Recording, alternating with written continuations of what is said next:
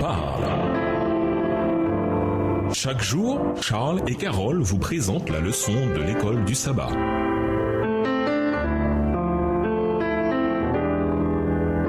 Bienvenue dans votre émission Dieu nous parle. Nous voilà à la leçon de lundi, les 10 commandements. Lisons Matthieu 22, les versets 37 à 40, puis Exode 20, les versets 1 à 17. En quoi le résumé que fait Jésus des commandements enrichit-il votre compréhension quand vous lisez chacun des 10 commandements? Matthieu 22, versets 37 à 40. Jésus lui répondit, tu aimeras le Seigneur ton Dieu de tout ton cœur, de toute ton âme et de toute ta pensée. C'est le premier et le plus grand commandement. Et voici le second qui lui est semblable. Tu aimeras ton prochain comme toi-même. De ces deux commandements dépendent toute la loi et les prophètes. Exode 20, les versets 1 à 17. Alors Dieu prononça toutes ces paroles. Je suis l'Éternel ton Dieu qui t'ai fait sortir d'Égypte, du pays où tu étais esclave. Tu n'auras pas d'autre Dieu que moi. Tu ne te feras pas d'idole, ni de représentation quelconque de ce qui se trouve en haut dans le ciel, ici-bas sur la terre, ou dans les eaux plus bas que la terre. Tu ne te prosterneras pas devant de telles idoles, et tu ne leur rendras pas de culte, car moi, l'Éternel ton Dieu, je suis un Dieu qui ne tolère aucun rival. Je punis les fils pour la faute de leur père jusqu'à la 3e, voire la 4e génération de ceux qui me haïssent. Verset 6. Et qui fait miséricorde jusqu'en 1000 générations à ceux qui m'aiment et qui gardent mes commandements. Tu ne prendras point le nom de l'Éternel ton Dieu en vain, car l'Éternel ne laissera point impuni celui qui prendra son nom en vain. Souviens-toi du jour du repos pour le sanctifier. Tu travailleras 6 jours et tu feras tout ton ouvrage. Mais le 7e jour est le jour de repos de l'Éternel ton Dieu. Tu ne feras aucun ouvrage, ni toi, ni ton fils, ni ta fille, ni ton serviteur, ni ta servante, ni ton bétail, ni l'étranger qui est dans tes portes. Car en 6 jours, l'Éternel a fait les cieux et la terre, et la mer, et tout ce qui y est contenu. Il s'est reposé le 7e jour, c'est pourquoi l'Éternel a béni le jour du repos et l'a sanctifié. Verset 12. Honore ton père et ta mère afin de jouir d'une longue vie dans le pays que l'Éternel ton Dieu te donne. Tu ne commettras pas de meurtre, tu ne commettras pas d'adultère, tu ne commettras pas de vol, tu ne porteras pas de faux témoignages contre ton prochain.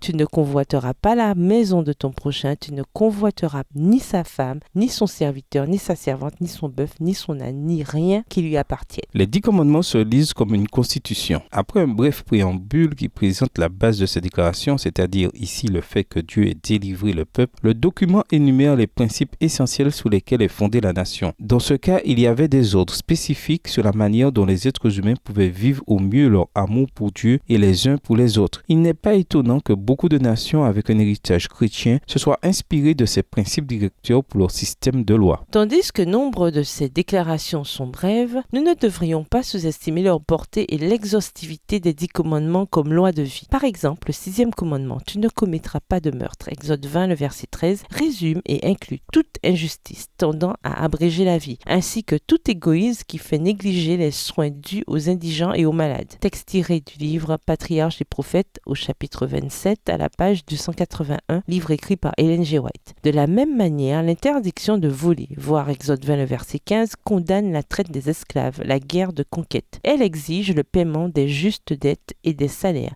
et interdit tout acte consistant à tirer avantage de l'ignorance, de la faiblesse ou du malheur d'autrui. Extrait tiré du même livre à la page 282. On a facilement tendance à se dire que l'on n'est pas une mauvaise personne. Par exemple, si nous ne sommes pas directement impliqués dans un meurtre ou un vol flagrant, on pourrait croire que nous sommes en règle. Mais quand Jésus parlait des commandements, il a montré clairement que l'on n'obéit pas aux commandements simplement en évitant de faire certaines choses spécifiques. Nos pensées, nos motivations et même notre incapacité à faire ce que nous savons être notre devoir peuvent enfreindre la loi de Dieu. Voir Matthieu 5, les versets 21 à 30. En outre, imaginez une société dans laquelle chacun des 10 commandements serait pris au sérieux et vécu pleinement. Ce serait une société active, vivante, dans laquelle tous agiraient avec enthousiasme sur la base de leur amour pour Dieu, en aimant l'autre et en prenant soin les uns des autres. Pourquoi avons-nous tendance à lire les 10 commandements de manière trop restrictive, souvent en ne tenant pas compte des applications plus larges de ces principes importants pour nos vies? Pourquoi la lecture restrictive est-elle plus facile à suivre en pratique? Et nous vous laissons avec la question du jour. Bien que le Seigneur, par l'entremise de Moïse, eût donné à Israël de nombreuses lois pour élever une barrière contre l'amour insatiable des richesses, le système de la nation était-il immunisé contre la corruption ou l'accumulation de biens? Au revoir. Et à demain si Dieu veut.